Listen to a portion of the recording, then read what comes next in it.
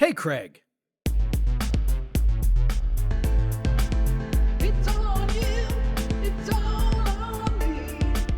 Can't you see? It's on you, it's all on me. You and me, can't you? It's on you, it's on me.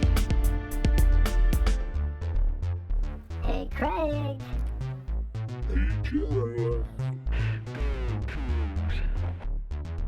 Right or wrong, we don't care.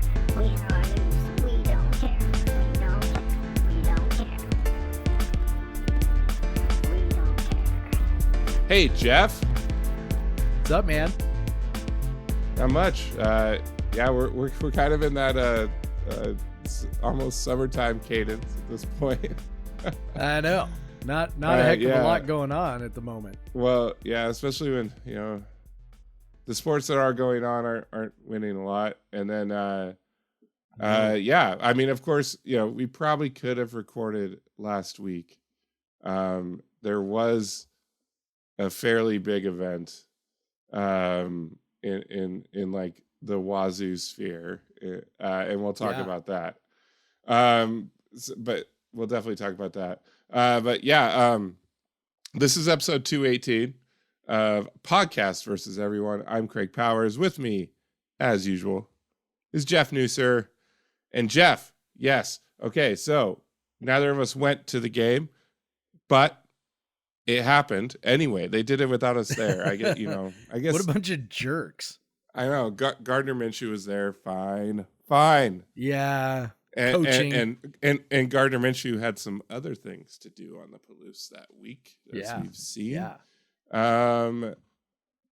Yeah. Let's just talk about that right off the top. Honestly, like, Yeah. we got an official ass Wazoo beer, and we will be drinking. This will be the podcast beer of the show at some point. I guarantee. Yes. Like, Yeah, for sure. And probably when we're drinking it in one of the fine Cougar owned establishments, and we'll be recording in one of those when we do that. Yep. But yeah, Old Crimson legendary lager. Fucking sick that they got Old Crimson branding on that. And yeah, to do a lager, something you can crush at tailgates all day. Yeah. Yeah, I love it, man. I'm gonna. They said so. They're saying it's going and it's launching initially at the west side flat stick pubs. Friends of the show, also friends of the show, Marco Polo. They are also having the launch party there on Saturday, 3 p.m. You can also get samples of it on Friday at the Cougs First event, I believe. So yeah, very, very cool. I'm very excited. Like I love this. Paradise Creek did that way too long of a name beer a few years ago, and I just bought. I think that went to like a scholarship fund or something. But I went to I sought that. Like I looked everywhere for it, and actually the best place to find it was the grocery outlet in Pullman.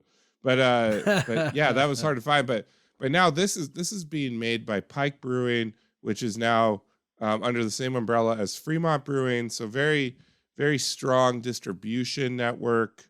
I know on the west side there was Northwest Beverage distributing them. And so yeah, like it once they can get the production up and they can start canning it, I would tell. If you have a favorite bar, if you live in Washington, you have a favorite bar, go tell favorite bar, favorite beer store, tell them to buy it. Tell them, put it in their ear, like hey, if you know the person that buys the beer there, so because just let's get the demand as high as possible, because this money's going to the collective. We've heard that Iowa State makes $100,000 a month from it, the Iowa State's collective, which that's.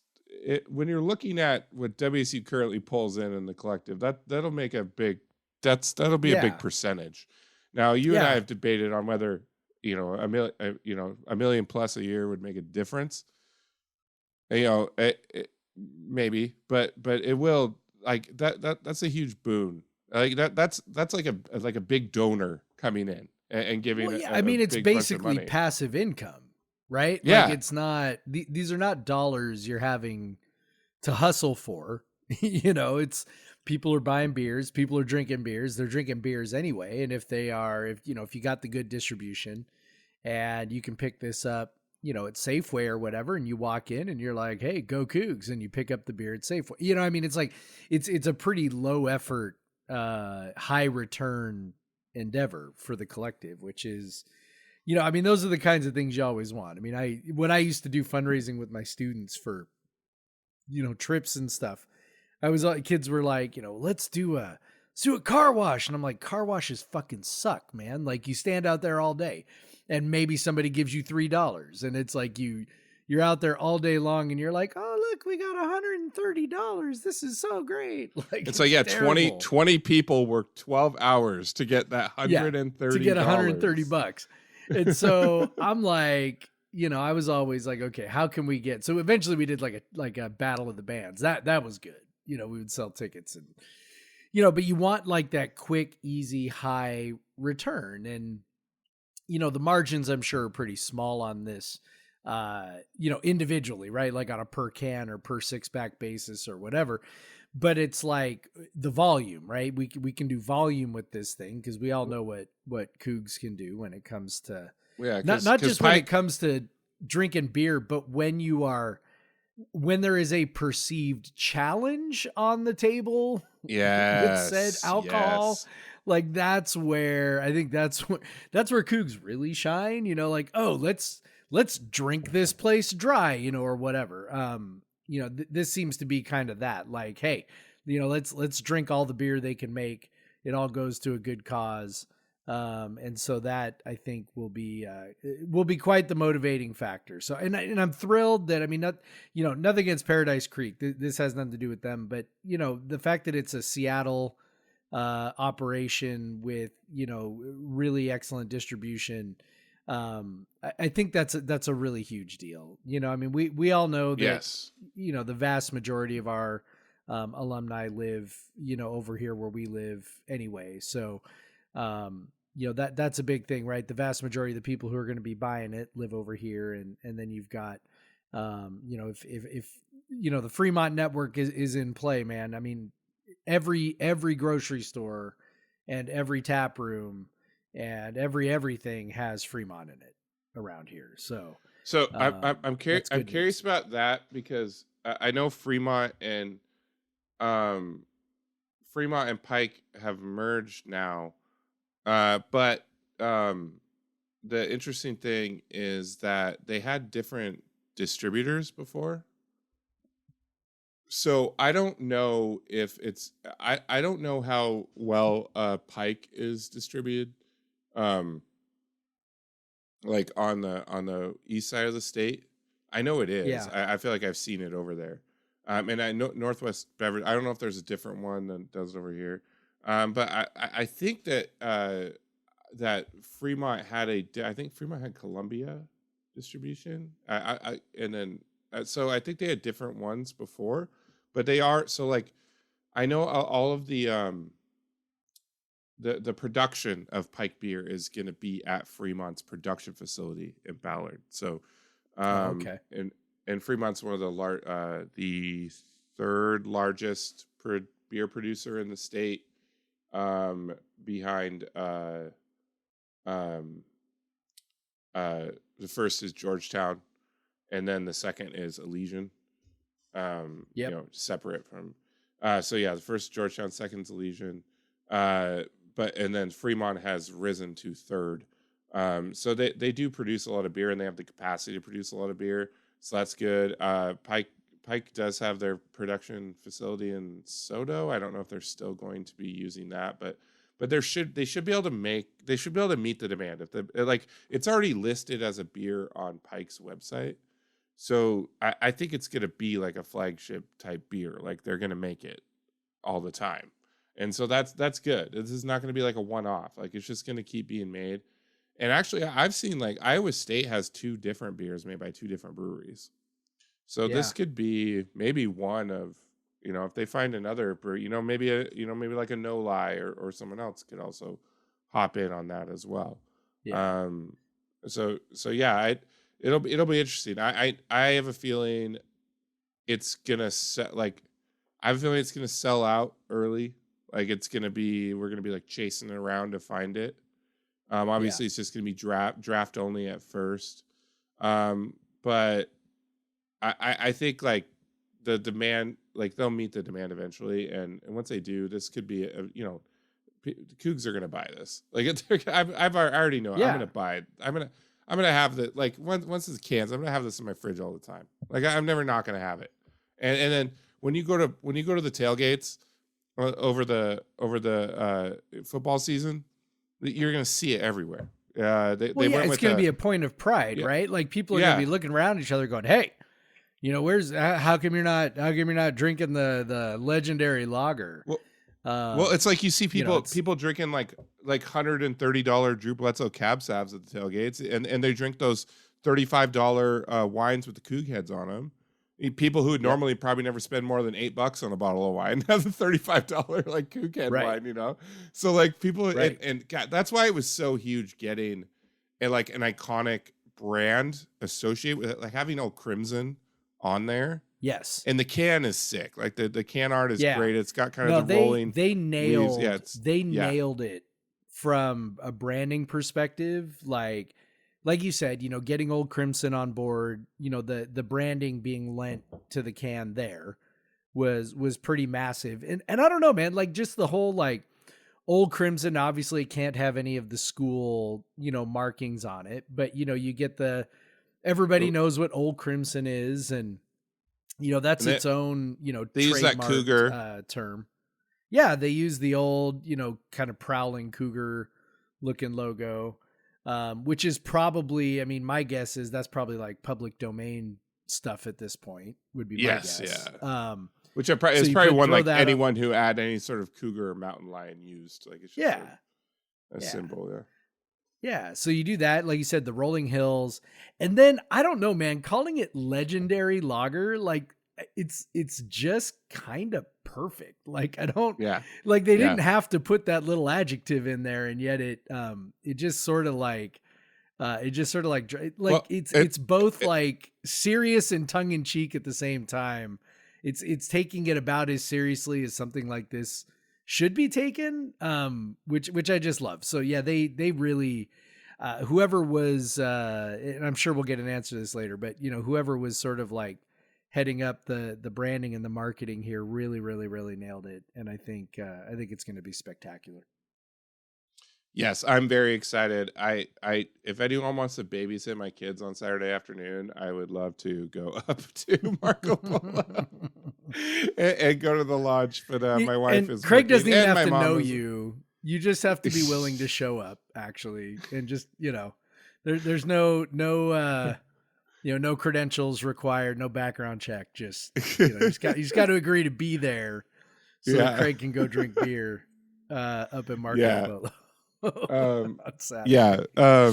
because I got wife's working, mom is also working that day, so I just I'm stuck. I gotta take care of my kids. It should be cool. I'm excited for it. I know I've heard I'm sure Roanoke will get it eventually too, and we know the Flat Stick in Spokane will get it soon. Oh, by the way, I've seen the Flat Stick Tacoma is happening again. Woo! I've seen it. It's happening. We're very again. Excited about that. Yes, I'm very excited. Yeah, hell yeah. Yeah. Very excited for Old Crimson Legendary Lager. I'm gonna drink so much of that fucking beer. Like, oh my yes, God. Like it's gonna be a staple in my fridge. Yeah, it's gonna always be the side beer. Like even when it's not the main beer, it's gonna be the side beer on the on the pod. So yeah, good times. Beer. Y'all should buy a ton of it when it's available. Because why not? If you're gonna drink a beer, why not drink the beer with Old Crimson on it? But Jeff, so there was a fake football game about We Two- love fake football games. almost 2 weeks ago. I mean, Yeah. everyone loves their fake football games, and Crimson played Gray, and it was a tight That's why game. they call it the Crimson and Gray game. I can't remember who Did you won. know I that? know it was 22-21. Crimson won. Crimson won. Thank you. Yeah. Yeah. Craig. Well, yeah, you know. Well, why I can't believe I forgot who won the Crimson and Gray game. I can't either. Take my podcaster credentials away. That's right. What kind of fan are you? We actually have to apply for them. It's a very rigorous process. It took like months of. That's right. We went to podcasting school, and they sent us a little certificate in the mail. Like it's about as rigorous as those wedding officiant websites. So yeah, official. That's why there's so few podcasts. Like it's so hard to do. That's right. The gatekeeping is very strenuous. Yeah, it's very hard to start a podcast. Yes. So yeah, lots of barriers. Yeah, Jeff. Okay, this game where Cougs played the Cougs, and like initial thoughts: is the defense good or is the offense not good? I don't know. You know, 22 points. Yeah. It's not very impressive. No, especially after last year, the offensive explosion last year. I think it's a little from column A, a little from column B. I think the defense actually looked pretty good. You know, I don't know about the pass rush. Of course, got like 1,000 sacks because put You a just have to be fingertip or near a him. fingernail. Yeah, put a fingernail on the quarterback and the play is over, which is stupid. So, and the offensive line was missing a ton of players. So I don't know how much you read into the pressure that they got, but I will say up front, they did use a lot of creative pressure packages in the game. It seemed like it was more than normal. Like my recollection is that these games are typically pretty vanilla from the defense, and they seem to throw a lot of looks at both the line and at the quarterbacks. I don't know it could just be that I am wrong, which that never happens. But it could be that I'm just wrong that they actually do all this stuff in the spring game. Or if my recollection is correct, it could be that maybe they were trying to simulate some of that real deal game stuff for, a pair of quarterbacks who are competing for the job, and just kind of see how they handle it. And if that's what it was, they did not handle it very well for quite a while. They, lots of pressure, as we, as we just talked about there. Quarterback accuracy was pretty poor. Receivers didn't help him out. I mean, there's definitely no doubt about that. There were some, fair number of catchable balls that were not caught, but, just the accuracy, the dynamism, from the passing game just kind of wasn't there for the most part. Mateer looked, sort of particularly poor. He had a couple of big throws, first play of the game, trick play, nails a big, long, deep pass to Billy Revere, which, was great, super great. I don't know if that play happens if the defensive lineman that is bearing down on him is able to level him. But at least, he basically just ran right by him. Yes. Yeah. Like he doesn't, he's going to go straight into his stomach if that's a real play. Yeah. Yes. Yep. And so I don't know if Mateer stands in quite as tall. If that's the case, maybe he does. I don't know. He is a strapping young fellow, so maybe he does. But so there was that. Mateer had another big play. And then Eckhouse had a couple of big throws as well. But outside of that, as well. he had a big run as well. And I think that's the. I'll talk about that in a sec. I think that's kind of the X factor here, but As far as passing goes, Mateer was just kind of all over the place, not real great. And when I say not real great, I mean he was under 50% completion on the day, which is in modern football is like beyond abysmal. Eckhouse Especially when they was, I can't think, sack you. correct. So Eckhouse was, I don't know, I think he was around 60%, but the yards per attempt were much lower.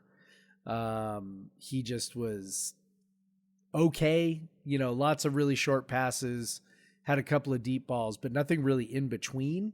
The kind of stuff where you really have to step into a throw and kind of zip it, 15 yards, 20 yards in the air, that sort of thing. So I don't know. He looks to me like a guy who doesn't really have the arm strength to be as effective as we would need to be. He looks like a nice backup. If you need a guy in a pinch or for a game, you can manage around it. But he definitely does not look like a he does not look to me like an FBS quarterback. That's just sort of my initial impression. So Mateer's still got some work to do. And I think that the key, this, the aside that I said earlier was, the running game is going to be part of this. Like you can see it, you can tell that that's going to be a weapon, and even if Mateer's not, the greatest passer in the world, even if he's maybe like a 55, 57%, completion type guy.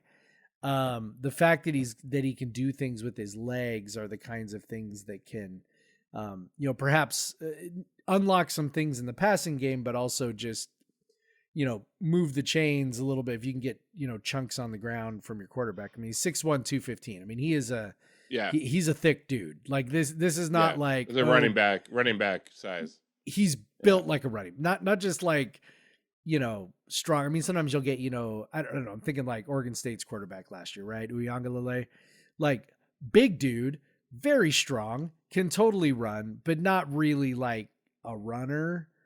When you watch Mateer run, it's like, okay, he looks like a running back. He looks like he could actually probably play running back in a pinch if you needed him to. So he's tough to tackle. Yeah. So I think that's going to be part of the deal. I don't think we saw the whole package. I think he does have to get better as a passer. But he's all right. And I do think, the thing I said was little column A, little column B. I do think the secondary played well. I think we are better off there than I thought we would be. In some of that, is just sort of trusting in Jake Dickert a little bit, but which is we fair. certainly looked capable. Yeah, we looked capable. So yeah.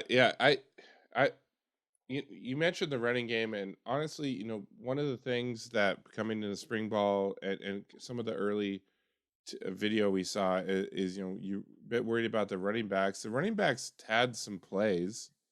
I think all of them had a big play at some point. Yep. So I think like they looked all right. They looked capable, as and like you said, like they weren't playing with the starting offensive line. Now, at some point, there's always injuries on the offensive line, so it's like I hope like some of those guys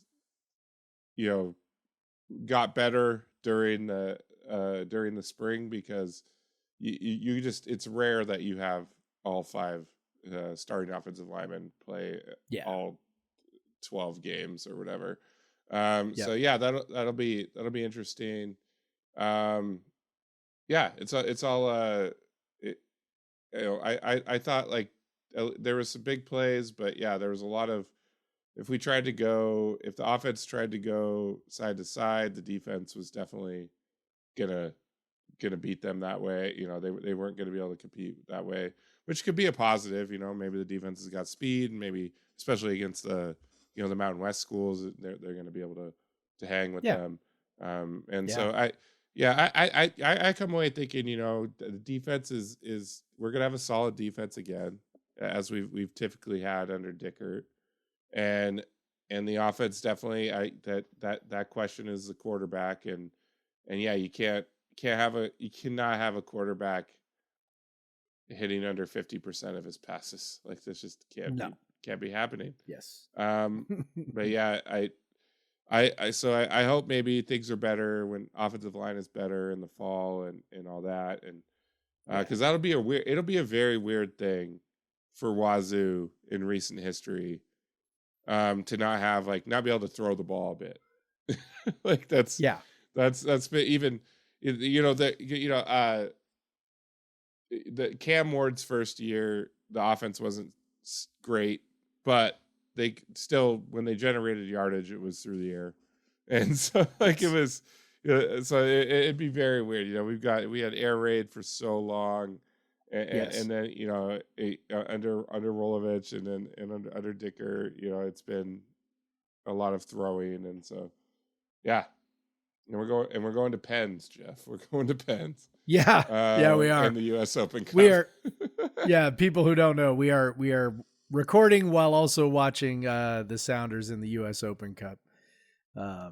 And they just played their extra time, and now they're heading to penalties. So, the running backs, like, I think what I loved most about the running backs is, number one, DJ Schlembacher looked markedly better. Not a lot of places for him to run early in the game, but it seemed like there were some adjustments with blocking, and some holes opened up, and he looked quicker. He looked lighter. He still doesn't run as big, I think, as he is. Like, a guy his size really ought to be moving some people with some power, but he did show some burst and some speed that I think maybe we didn't see the last couple of years.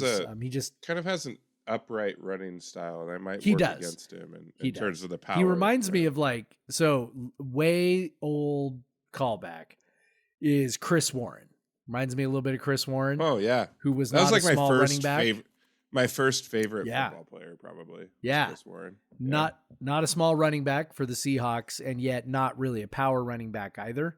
Schlembacher definitely be that. He had a hole. Chris Warren had so many 45-yard touchdowns. Like, it was like crazy how many 40+ yard touchdowns. So hopefully that's the case for Schlembacher. Wayshawn Parker was incredible. Like, he looks, he's an early enrollee freshman. I mean, I didn't know that because I have not followed recruiting nearly as close the last couple of years as I had up until that point. But he looks like a man. And he's got a burst. When I was watching, I was like, wait, is that a returner that I don't remember? Was that a transfer that I don't remember? Yeah. Or is this somebody who redshirted or something? No, dude should still be in high school right now. And he looked great. So I think between those two guys, and then Dylan Payne was great too. Yeah. So if you look at Parker's pick on his profile on the website, he definitely looks like he should still be in high school. Yeah. Well, he doesn't when he's got a helmet on, man. Yeah. He does not when he's got a helmet on. So between those two guys and Dylan Payne looked great too, which is, I think it's kind of easy to overlook a guy like that, but he looked great too. And then, Pulalasi got hurt early on in what looked like a very bad, very nasty injury, which as it turned out was not as bad as feared. So so running back, I mean, I think we might actually be quite a bit better off there than I thought. So, might be running the wishbone. Yeah.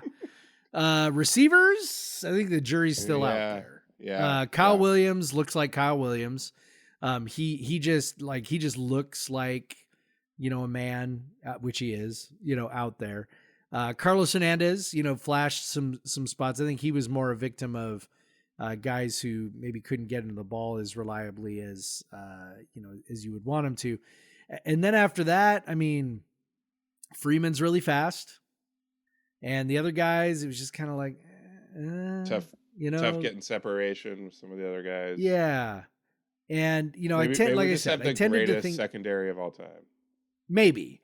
And I do think our secondary played reasonably well. And I also think that the quarterbacks, yes. Sorry, he tried to Panenka and he fucked it up. Sorry. That's the guy who scored the penalty earlier. Put it right off the crossbar challenge, man. Oops. Oh, yeah. All right. So, receiver, I mean, but here's the thing. I don't know, man. I don't know that you need 4 great receivers in this offense. I mean, I think it's not the air raid and beneficial. It's not the Kyle air raid Williams that we're used to. Gets hurt, If Kyle Williams gets hurt, we're probably fucked. But like like you said, it's not the air raid. We're not going to need. We don't need to go 8 deep here. You know. Yeah, it's a version of the. Yeah. Yeah. It's a version of the. Air Sorry, raid. y'all. You're getting us watching the Sounders while we're talking. It's a really bad, 2 bad penalties in a row. One from the Sounders, both one teams. from yeah. Louisville. Yeah. So it's a version of the air raid, but definitely not like the nine receivers it's not deep the same. version that Mike not the Leach same. ran. Yep. Not the same. So yeah, I mean, I'm not like concerned about receiver yet. But I also don't have the same good feeling that I had after last year's spring game. Like after last year's spring game, I was like, oh yeah, we're fine. We got Kyle Williams, we got Josh Kelly, DT Sheffield looked great. Like it was just like, oh yeah, we're gonna be fine. Because we also knew we had Lincoln Victor. We're like, great. We got Cam 4. Ward. Yeah, we got Cam Ward thrown. Okay, we got 4 good dudes. We're good. Here it's kind of like, I got 2 guys I feel pretty good about. I got one guy who looks like sort of Renard Bell, decided to come back for a 10th year. And then after that, it's kind of like, so I think that. Are we sure Renard Bell does not have any more eligibility? Are we sure? Yeah, I'm not sure. I mean, Freeman sure looks like him. So is eligibility more of an idea than an actual concrete concept at this point? It might be at this point. I will say one area where I think we look fairly loaded is linebacker. We just kind of look to have dudes everywhere at linebacker. There's a transfer. I think McKenna is his name. You got him. You got Thornton is back. There's a freshman whose name is completely escaping me, and everybody talked about for 2 weeks. And so now I feel like an idiot for not remembering his name. But anyway, there's a lot of dudes there at linebacker. So they look very, very good at linebacker. As far as the secondary goes, like we said, I think the secondary looked pretty decent. The kid from Akron, again, whose name is escaping me. I'm sorry, I'm an idiot. Should have looked all this up before we started. But he looked really good as well. Like really, really good. Like he is going to step right into safety. And then one of the early enrollee freshmen, Edmund, he had a really nice play on a goal line playing in the nickel. So, and we know what Gushikin can do. He's back. Looks like he's sort of locked into the nickel spot. I think defense looked okay. I think we're going to be all right. Yeah. The Akron, are you talking about Tyson Durant? That's exactly who I'm talking. Thanks, Greg. Yep. That's who I'm talking about. Yep. So I think defense solid, like secondary looking solid. Honestly, with the schedule we have now, like we used to fret so much about size in the middle and stuff, and it's just like you probably don't need the big dudes up front like you used to be honest. Yeah. Like it's just but yeah, as long as they can they can hold their own. If you got the linebackers secondary, it looks like they're doing pretty well in those positions. Yeah, I think I could see them having like a top 50 defense again, as they've typically had with Dickert. Yep. Yeah. I think that's a reasonable expectation. Oh, Dean Janikowski made all his kicks. That's good. That's good. He had some trouble at the end of the year last year, including the game winner. He nailed the game winner. Yes, he did. By the way, just as an aside, you cannot convince me that he was not hurt at the end of last year. Like I don't know what it was, but I am 100% convinced that he was dealing with something that was not being disclosed, because he was so good and then he was so bad and now he looks fine again. And I don't know, man. I don't know. Someday the real story is going to come out on that one. Yeah. This is a terrible PK set. My eyes just rolled way back into my head. Oh, Leo Chu, my God. Our most experienced players have been our worst penalty takers in this game. Dear God. Danny Leva had a great penalty. Yes, fucking chew. Like, God damn it it. was so awful. Yeah. Oh man. So yeah, here we go. This is this is not for it, but No, yeah. it's not So for it. Jeff and I are watching Sorry. Our round attention is round of 32 U.S. Open Cup.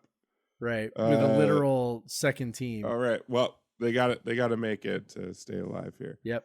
But yeah, so spring game, Jeff. Like, while we're watching the U.S. Open Cup, what are you drinking? Yeah. Well, speaking of soccer themes, Woo. I have picked up a Gold Dot Connoisseur's Choice Export Lager, also known as a Dortmunder, which is relevant because Borussia Dortmund is in the UEFA Champions League final. Yeah. Woo! After beating PSG on Tuesday, I guess Tuesday's yesterday as we're recording this. What a pen. God. That was a hell of Jeez. a fucking pen. Kid kicked the shit out of that thing. Good Lord. That Scared the fuck out of me. I thought he skied had it. like a 40% chance of just like Good God. ending up in the lake. That kid whipped it. All right. Anyway, to celebrate our beloved black and yellows, I picked up a Gold Dot export lager. Yes, con de be, ba, be. That's right. All right. Hell yeah, dude. Yeah. So, hey, Beva Bay. We're playing Real Madrid. Yes. All right. One more and we win. Save. Let's go. For our Thomas. big buff Australian goalkeeper. All right. So anyway, that's why I picked that one. I thought that was a good celebration for our boys from Germany making it to the final. Now we get to play Real Madrid and send those fuckers back to Spain with their heads hanging in shame for ultimate glory. For in immortality. Wembley. And Dortmund was also in the Champions League final. The last time Dortmund was in the Champions League final was the last. Oh, for fuck's sake. God damn it. What a shitty pen, dude. Oh my God. This is just great hoping. podcasting. Oh my God. Okay. Oh yeah. So last time Dortmund was in the Champions League final was it was At the Wembley. last time it was in Wembley. Like there was also the last time it was in Wembley. Now it could have it looked like it was going to be the same matchup, Bayern versus Dortmund, which was in in 2013 in Wembley. Yeah. But Dortmund or Bayern fucked that up. They got Real Madrided at the end. Just blew that game. They had a 1-0 lead with 2 minutes to go in regulation, in regular time, and Real Madrid won. All right. So anyway, Real Madrid scored 2 goals in the last 2 minutes of regulation, and then 5 minutes in. Anyway, this is not soccer talk. Craig, what are you drinking? Yeah. So I have a real. So I went deep into the cellar for this one. Honestly, it was not my typical cellar beer, but in honor of the Cougs having a beer, and also in honor of one of the brewers of this beer, being recently getting engaged. So this is a homebrew beer. Made by my friends Brian and Brad Logan. That's it's awesome. This is literally like Jeff, I think they gave this to me at that birthday party I had. I think they did. The one when you lived in Olympia? Yeah. So I think this beer is 8 years old. I think. Oh shit. They're probably listening and gonna correct me. But I think what a fucking save, dude. I'm sorry. What a save. That was a sick save. And how it bounced up yeah. into his hands. He got it with his feet. Catches it on the line. That is so awesome. That was so anyway, good. 8 years ago. Beer was given to you 8 years ago. It's called No Chain Breaker by the Crimson Cottage Brewing Company. Homebrew. It is a an homage to the Deschutes beer Chainbreaker white IPA. So I think they were trying to make a white IPA. I mean, it doesn't. Yes, keeper on keeper. keeper on keeper to win. Yeah, look at it. He got the save and then he won the game. What and a then he won fucking it. guy! Just blasted it in. Sorry, Oh, Sounders win. Brian and Brad are like, talk about our beer. Okay, yeah. sorry. Back to the beer. Sorry. Yeah. So yeah. So it is. I think it's an homage to Chainbreaker White IPA, which went away for a while, and they brought it back recently. And it is actually, when I opened it, I think I was talking to you as I opened it. I thought like this is definitely gonna be infected. It's like a home brewed, home bottled beer. It's 8 years old. There's gonna be some bugs. Yeah. It is not infected. It is clean. There are no like significant like tart, weird kind of infection off flavors. So cheers to that, Brad Bryan. Like I give you lots of props. Hell yeah. And it smells like a very old IPA. Like the hops are long, like just dead. But it actually, it's sweet. It tastes fine. Like it tastes fine. Like I've had worse beers than this many times. It tastes good. Like honestly, I'm just fine drinking it. Like it still has good head retention. Like I'm impressed. Like this, I was so like hesitant when I poured it. I only poured like a little bit to try it first, just in case it was like super infected and I didn't want to drink, because it was a 22-ounce bottle.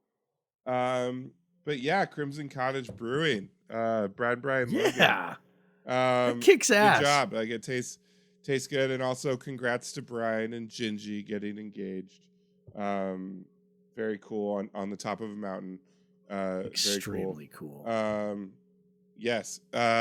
So yeah, good job, guys. The beer is still drinkable and it doesn't suck. So proud of y'all.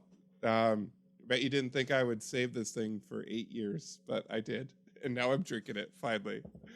I love it. That's fantastic. Yeah. All right. I was just saving it, saving it for a very special day, whatever that is. Yeah, this is that day. Yeah. For whatever reason. Day. This is that day. This day, May 8th, 2024. That's what I was saving it for. May 8th, 2024. Yeah. Exactly. But yeah, Jeff, so that was the beer. Let's talk some hoops. Obviously, Woo! David Riley is trying to build a roster, and yes, he has. Since we last talked, he had another Iwu guy in Eric Strupp, who was kind of their backup big, who shot a lot of threes last year. Shot a lot literally the next morning after we recorded. Yep. The podcast had been up for a couple of hours when Eric Strupp committed. So but also, Eric Strupp's interesting. Actually, it's funny. Torvik projects him to play a lot in the current roster. Yes. And which he was like a high usage player when he did play. So very, very offensive focus. Not afraid to shoot. Yep. And then they've also since added I don't know how to say his name, Rihards Vavers. Vavers? I'm gonna go with that. Rihards Vavers. Yeah. I'm gonna say Vavers. From Quinnipiac out of the MAC, not the MAC. The MAC. Yep. He was injured last year, but I'd say he still wasn't particularly like a top player on their team. They were the best team in the MAC, but that gets you 172 on KenPom. Yep. So he did have some good efficiency numbers. He definitely is a scorer, a shooter.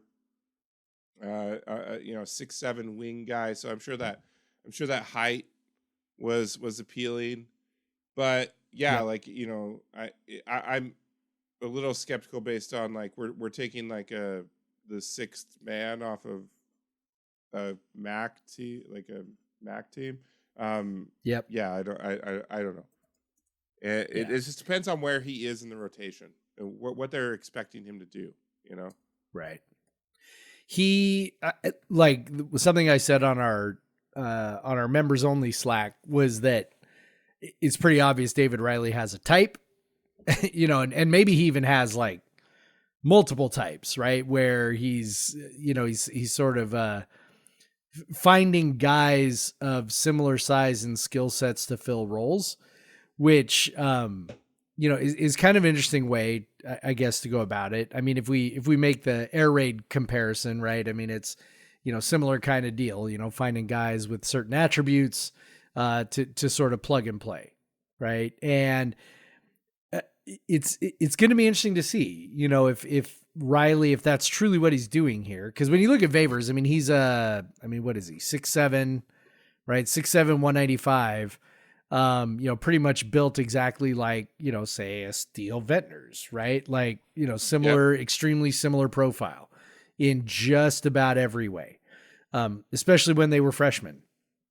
So, and Vavers is, you know, was a freshman, will be a sophomore this year. So he seems to really like those tall, lanky shooters. You know, the point guards he's been connected with are, you know, short-ish, not short, but, you know, like compared to the rest of the roster, you know, 6 foot, 6'1", you know, that sort of thing. So you just kind of go like, okay, is he just sort of recruiting types at this point, which is a really different philosophy than what Kyle Smith did. And not to say that, you know, everything Kyle Smith did was the right way to do things, because there's a lot of different ways to accomplish what you're trying to accomplish. But, you know, Kyle Smith was mostly concerned with just getting dudes, you know, like, hey, give me, it's the old, you know, it's Jimmy's and Joe's, not X's and O's, right? Like, obviously there's X's and O's, but, you know, Kyle was mostly concerned with getting guys who were talented enough, you know, to truly compete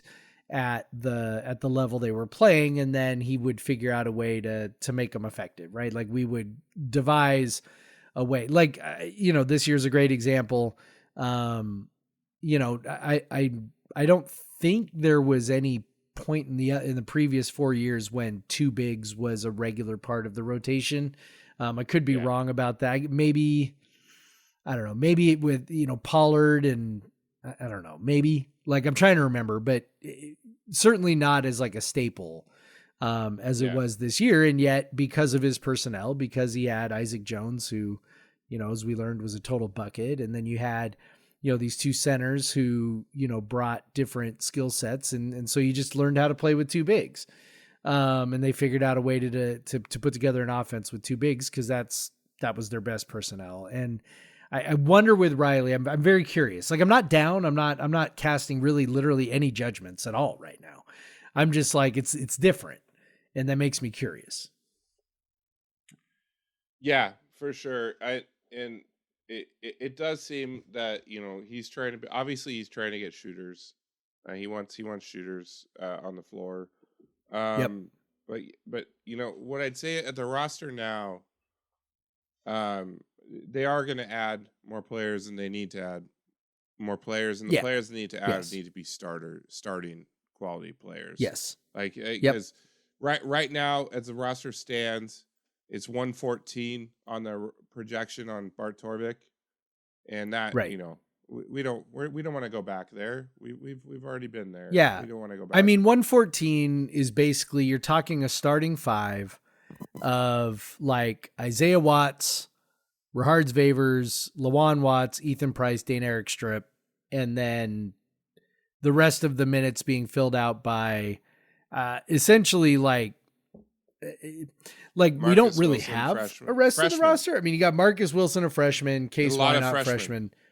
So in the projection, and some walk-ons. In the projection, basically the Bart's projection just says, okay, generic roster filler player has, plays, like less than 30% of the minutes, usage of about 19%, and an offensive rating of 89, which is really he obviously terrible. he had no way to project AJ LeBeau and the Corpella Right. brothers and Parker Right. Garrett. It's like he just had no So way all to these generic Now, players that are I do filling think out the roster Case right Why now Not are Case bad. Why Not would play over those players probably. Yeah, and none of those guys are back anyway. They're all like the Corpellas left mid-season. Yeah, if I remember right. the Corpellas haven't been around since the middle of the year. And But I mean, actually, his roster doesn't. Actually, know that's so I'm gonna email him right now because I or DM him because I have done that and he's changed the roster before.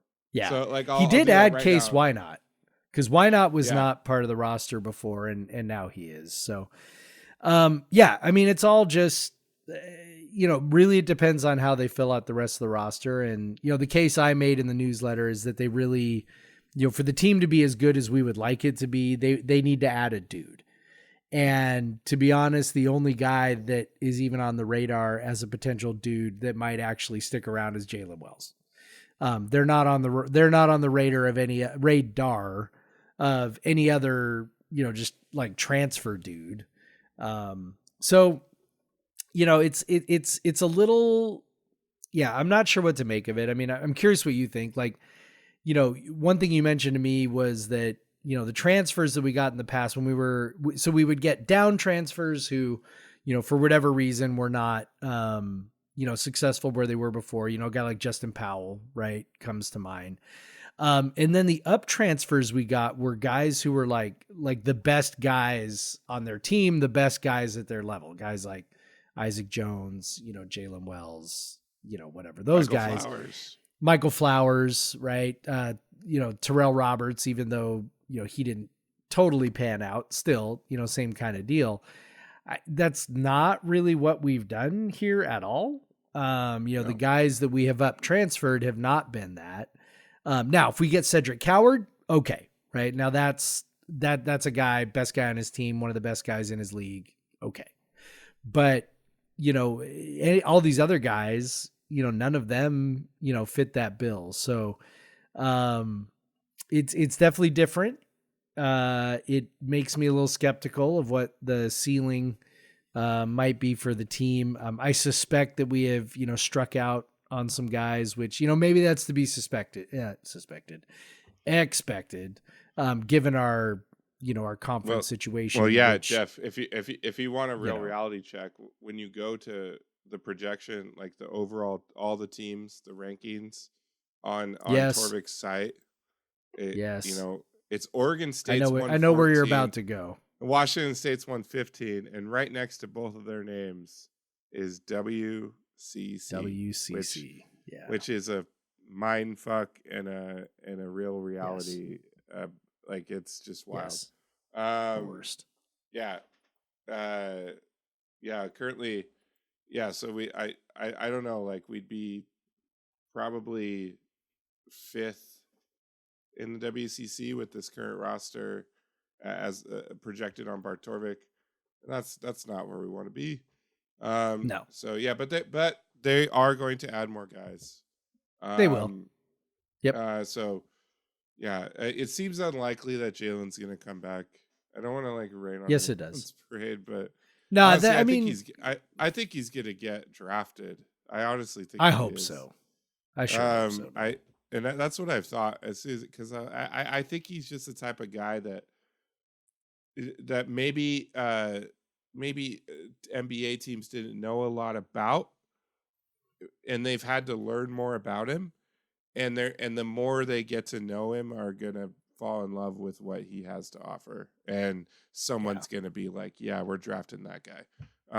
Because honestly, this draft isn't that strong too, and so he's a 6'8" guy that can shoot, that has some like ball skills and can play defense. He's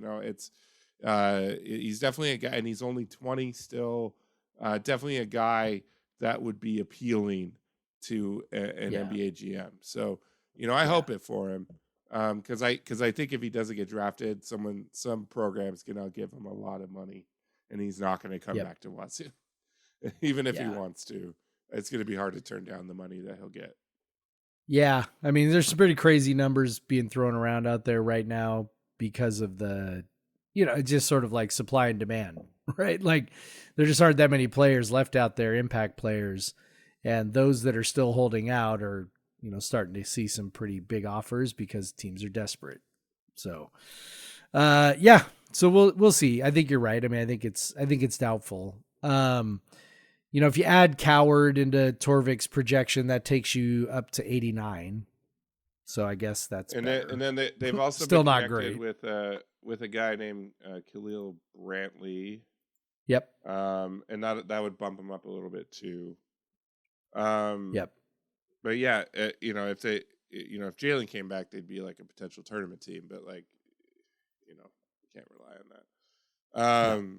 But yeah, so yeah, basketball still, this is like as we've seen the last couple years, the roster building on basketball is just an ongoing process, and it's almost never ending until the season starts. There will be a team.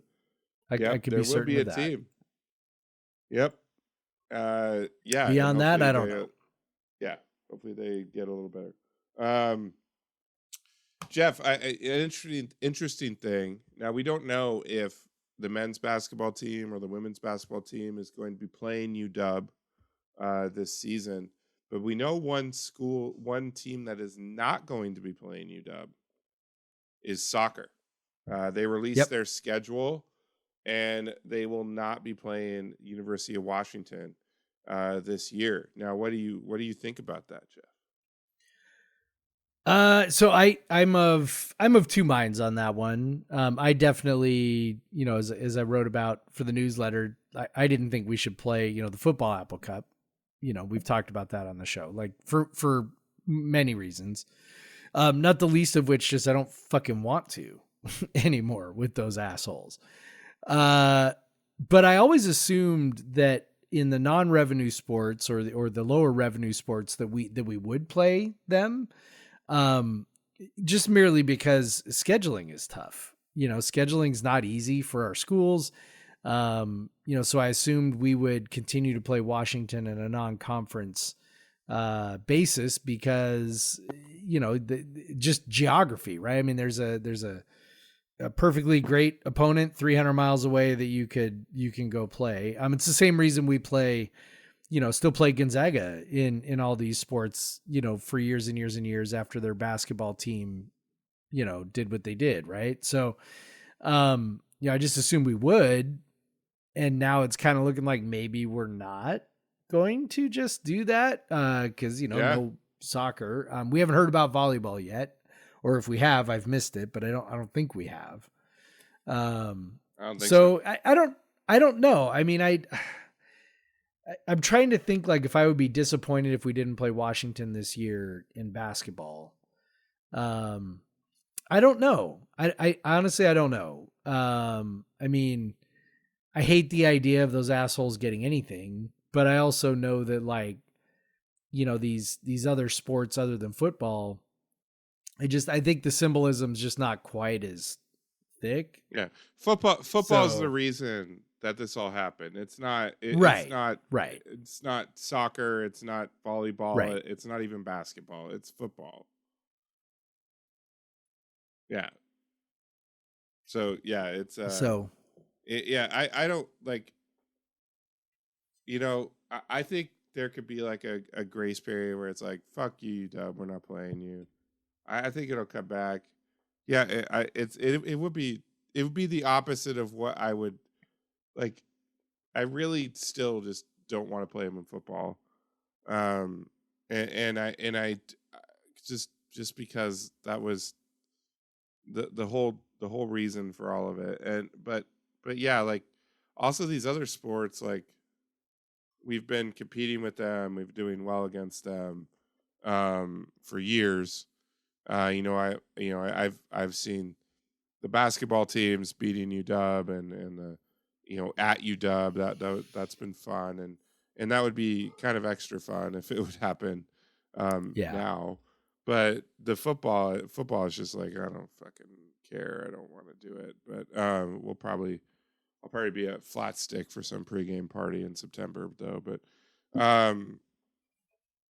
yeah. So I don't know. Yeah, I could see basketball definitely playing them. There's more games. I could see Mhm. baseball playing them because of the amount of Yep. games. Even some midweek, they could play some midweek games against them. Yeah. The way they play Gonzaga now. So yeah, it'll be interesting to see. Yeah. But yeah, soccer has a schedule. They WCC mostly schedule, and they definitely loaded some tough like road games and stuff to bolster the schedule and to try to make up for the overall schedule. But obviously there's Portland's a great program in the WCC. Gonzaga is a good program, but outside of that, I'm not really sure. I don't really know. Yeah. Outside of the Northwest teams. Me either. Yep. Yeah. So anyway, so yeah, I think other than that, Jeff, we can talk about the baseball team. They are careening to a pretty rough season. Yep. It's been a lot of tough games. They did picked up one from Oregon State. That was nice. Yeah, they did get one. They had an 8-run lead heading into the ninth. Yep. And then gave up 7, but won the game 10-2, and held on.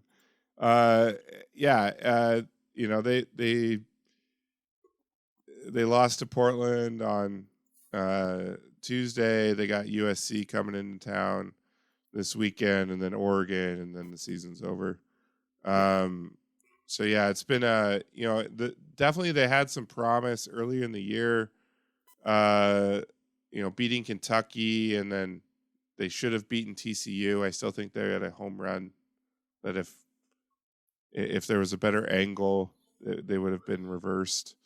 But then it's just been, and honestly, when Taylor threw that gem against UW in the first game in that series, it looked like they were actually in a pretty good place. They had a good record in conference and good record overall. Kind of but middle then of the pack. They UW whipped them after that, and they've just had real struggled ever since then. And yeah, it's been rough going. But yeah, so baseball. That's why we haven't talked about it as much, because we kind of mostly only talk about it when they're doing good. Yeah. It's not very much fun. Yeah, never it's very much fun. But what is fun is that we will soon have a Coug beer to drink, and I'm excited about that. Yes. But yeah, Jeff, I think that's all we talked about talking about, and here we are at the end of the podcast. I think so. So yeah, what we have not been doing a very good job is promoting ourselves. And yeah, you can be a premium subscriber to Podcast Versus Everyone, podcastversuseveryone.com. I believe, Jeff, what is it, $5 a month or $50 a year? You can have access to our members only Slack, which is a lot of fun. There's actually a lot of insider information, not just from us, but from the members in there.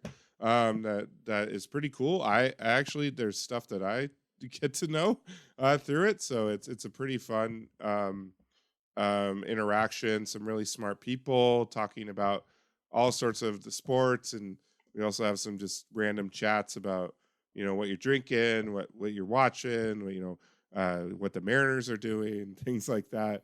But yeah, so I've had a lot of fun with it. I really like it. We've also had some bonus content, some great breakdowns from Bryce Hendricks, and including, he also had to Ask Me Anything with him in the chat. Some bonus recordings that we've done as well, bonus little podcasts, little 15-20 minute hits there. So yeah, like that's, you know, if you want to sign up, be a premium subscriber, you can do that. If you can also subscribe to us at Podcast versus Everyone if you just want to have the newsletters sent directly to your inbox, podcast sent directly to your inbox. You get it first that way, all that. So, and that's free. But yeah, so Jeff, did I leave anything out? Did I do a good job? Nah, plugging us I there? think that's it, man. I think we got it. Yeah. Cool. Well, with that, I'll say, go fucking Cougs. Go fucking Cougs, Craig. Black Lives Matter. Black Lives Matter. Get vaccinated. Get vaccinated. Support a union. Hell yeah. It's May. It was just May 1st.